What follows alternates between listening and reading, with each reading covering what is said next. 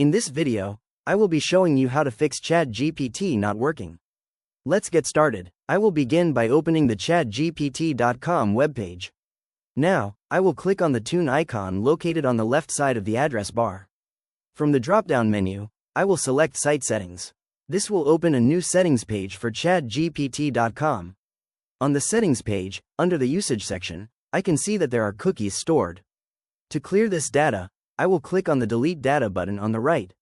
A pop-up window will appear asking me to confirm the deletion of site data. I will then click on the Delete button to clear all stored data and cookies. Now, I will close the Settings tab and go back to the chatgpt.com tab. I will refresh the page to see the changes. As you can see, I am now logged out of ChatGPT, and it asks me to log in or sign up. To log back in, I will click on the Login button.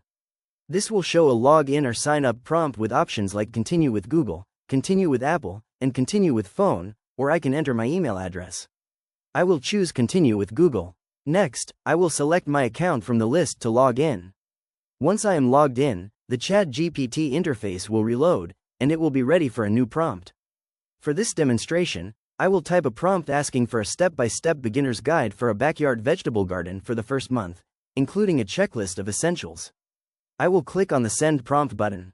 ChatGPT will generate a response titled, First Month Beginner Garden Plan, Low Budget. It breaks down the plan into weeks. For week 1, it covers setup and planning, including finding sunlight, starting small, choosing beginner-friendly vegetables, deciding on a growing method, and preparing the soil. For week 2, it details planting and first care. For week 3, it focuses on growth and maintenance, including cheap pest control. For week 4, it outlines strengthening and first harvest.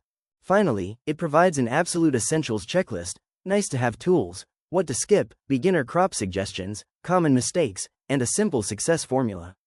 If you found this walkthrough helpful, please consider liking the video and subscribing for more quick tips and tutorials.